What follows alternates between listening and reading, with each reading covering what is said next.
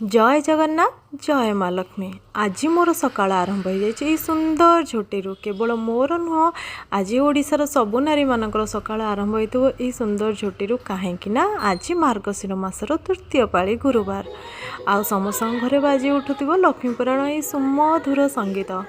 सत कथा आम ओडिया बहु भारी बढ़िया कहीं आम ओडियार संस्कृति परंपरा सबु देश सबु राज्यर नियारा जोठिकी 12 मासरे 13 पर्व आम पाली था। किंतु आजिर ये आधुनिक दुनिया रे धीरे धीरे से संस्कृति परंपरा लोप पाइक बसलानी। से सबू बापा माँ को एतिकी अनुरोध निज पिला शिक्षित करने आम जी चेष्टा करुचे ना जदि आम संस्कारी करने से चेष्टा करते ना हुए तो आम संस्कृति परंपरा उज्जीवित भविष्य भी।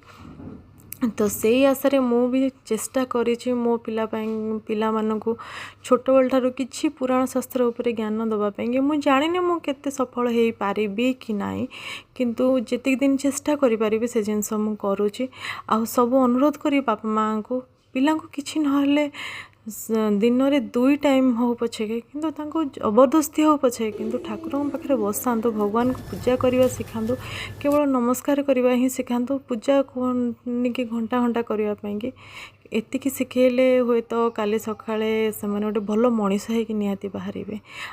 आजिर छोट ब्लॉगटी एतिकी पुणी देखा आ गोटे ब्लॉग रे रहुची। जय जगन्नाथ। भगवान समस्त को भल रखंतु।